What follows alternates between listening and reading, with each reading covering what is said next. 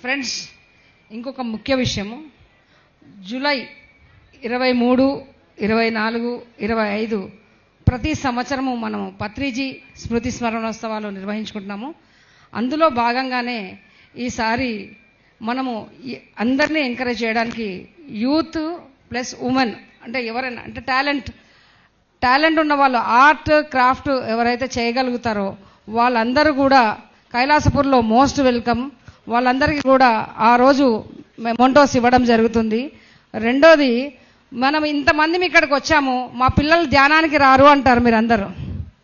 మీ పిల్లల కోసమని ట్రీట్ పెట్టాము. అక్కడ కైలాసపూర్లో ట్రక్కింగ్ పెట్టాము. ట్రక్కింగ్ అంటే పిల్లలు ఇష్టపడరా?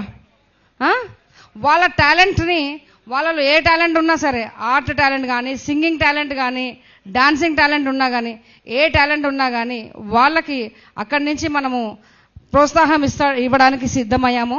దానికి యూత్ వింగ్ 23, 24, 25 ఖచ్చితంగా జూలై స్మృతి స్మరణోత్సవాలు నిర్వహించుకుంటున్నాం. సో మనందరం కూడా టాలెంట్ షోస్ అని చెప్పేసి కైలాసపూర్లో యూత్ని ఎంకరేజ్ చేయడం కోసమని ఒక కార్యక్రమం చేస్తున్నాము. దీనికి మాకు బ్యాక్గ్రౌండ్లో భాస్కర్ అన్న వాళ్ళ అబ్బాయి మాకు సపోర్టర్గా ఉన్నారు. వారు ఎప్పుడు మాకు మన కైలాసపురికి ఎప్పుడు సపోర్ట్గా ఉంటున్నారు.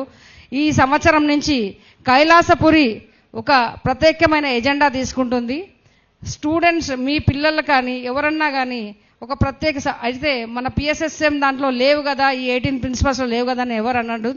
ఏ ఊర్లో అయినా సరే అడిక్షన్కి లోన్ అయిన వాళ్ళు ఉంటే వారికి సపరేట్గా ఒక వింగ్ మేము కడతాల్కి దగ్గరలోనే ఒక చిన్న హాల్ అంటే ట్రీట్మెంట్ హాల్ లాగా అంటే కౌన్సిలింగ్ హాల్ లాగా స్టార్ట్ చేశాము. అలాంటి వాళ్ళు బాగా అయినప్పుడు ఇంకా ఎక్కువ మందికి ధ్యానం వెళ్తుంది కాబట్టి అలాంటి కార్యక్రమాలు కూడా చేపట్టడం జరుగుతుంది. ఈ ఇన్ఫర్మేషన్ అందరికీ ఇవ్వాల్సిందిగా, ఈ టాలెంట్ షోస్లో మీరు అందరూ పార్టిసిపేట్ చేయాల్సిందిగా, మీ పిల్లలందరినీ కూడా కైలాసపురికి తీసుకురండి. ధ్యానం చేయమని చెప్పొద్దు, ట్రక్కింగ్ ఉంటుంది రమ్మని చెప్పండి, ట్రక్కింగ్ చేద్దాం రమ్మని చెప్పండి, డాన్స్ ఉంటుంది రమ్మని చెప్పండి, ఆర్ట్ ఉంటుంది రమ్మని చెప్పండి, క్రాఫ్ట్ ఉంటుంది రమ్మని. మీరు ధ్యానం చేయమని చెప్పొద్దు ఎవరికి, ఓకేనా? ఫస్ట్ పిల్లల్ని తీసుకురండి ధ్యానానికి. ఎందుకంటే మన తర్వాత మీరు చూసుకోండి, అందరూ మన పిల్లలు ఎంతమందిని తీసుకొచ్చాం మనం ధ్యానానికి. ఫస్ట్ మన ఇంటి నుంచే మొదలు పెడదామా వద్దా? Thank you.